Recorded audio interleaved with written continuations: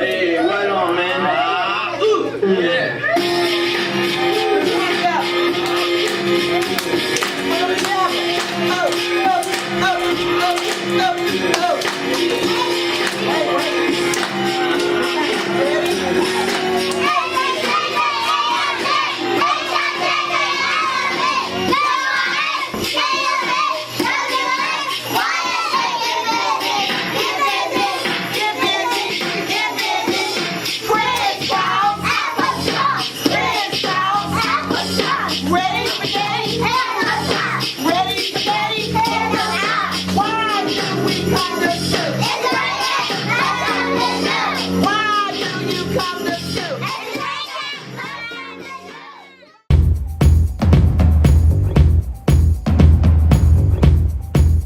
A lot of prompts because I try to imagine myself as a child and what I would like. Like if I never got to play an instrument, I would have those instruments here for the child to be able to play with. Like they didn't have a violin. We have a play guitar, we have a keyboard, we have instruments in there. So I try to make it whatever they may not get to experience, I try to make it for them. Like dramatic play, Doc McStuffins, they're associated with that by watching, Nickelodeon and all those other stations. So I'll set the dramatic play up as Doc McStuffins, which I have her sign up, and then I have the doctor things associated with that. And I'm finding out that when I connect things with what they are already familiar with, that gives them a sense of, like, I love this, because it's like, man, even when I do environmental print, they'll go, my mama buys that at Kroger, my mom shops for that or we eat at Old Charlie. So I use a lot of environmental print. Yes. Yeah. So I make a lot of connections with what they're already familiar with.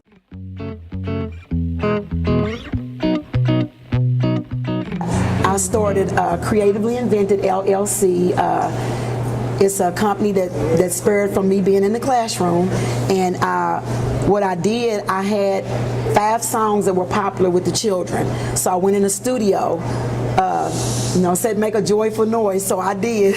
I'm not a what you call an artist that really sings, but I can go with the beat. And so I went in the studio and I took my 5 songs and I created a book to go with each one of them.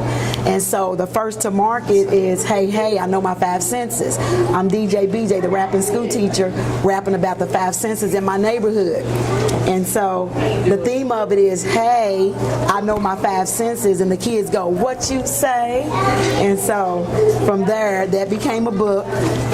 And then in the back of it, I have games for the parents to play with their children to reinforce the senses learned. So not only do they get a book, but they get to learn in the book too. And so they learn how to read because a CD accompanies this. A musical CD goes with this. Okay, and that's what you recorded in the studio. Okay. Yes, and my next to market is Use Your Manners. And I saw that manners was at an all-time low. Kids didn't know how to say thank you. They didn't know how to push their chair up or sit straight.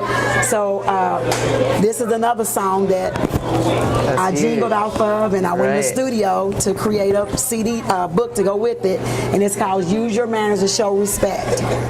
It's called Use Your Manners, and it's 2 superheroes, Mighty Manners and Etiquette. Etiquette teaches the etiquette, and Mighty Manners teaches the manners. I love that. And then my other market book is a STEM technology related book called That's the Sound of the Kids Working on the Alphabet. And the story is a setting about the mayor of Phoenixville. And he doesn't like letters, he doesn't like kids reading, he doesn't like any of the language going on in his town. So he gets rid of all the letters, and they have to call Alphaville to the scene, and he comes and they rebuild the sounds back. And that's the sound of the kids working on the alphabet is a song.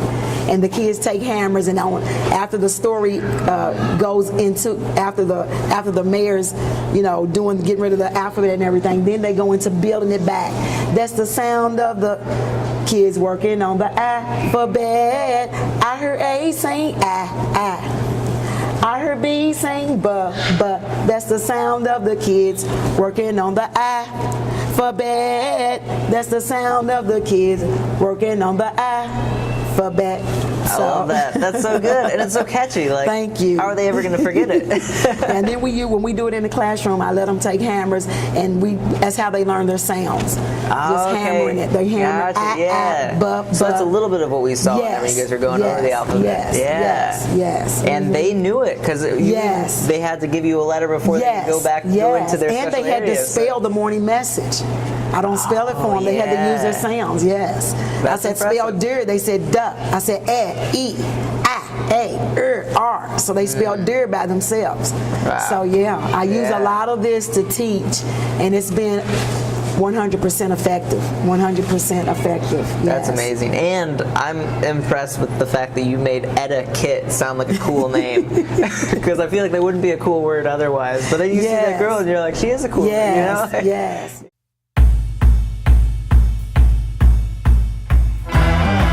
Yes, I think I was just born with passion and motivation in me, but I love it. I'm glad that I'm able to reach a generation. I want to reach everyone I teach, and so I'm glad that I'm able to reach these younger children and plant seeds in them that they'll never forget.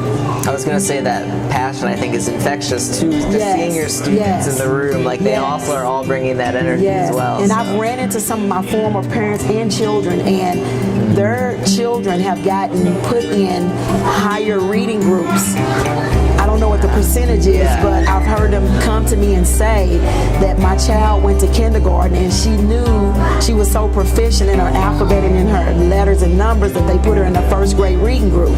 I mean, I've heard several stories where they just automatically got put in the group. And one little boy's mother told me that he was reading billboards and she didn't even know that he had that in him. And like he would just ride, they would be riding in the car and he would just read the whole billboard. And she would just be looking over to see like, is that my child? Right, yeah. Right, you would see.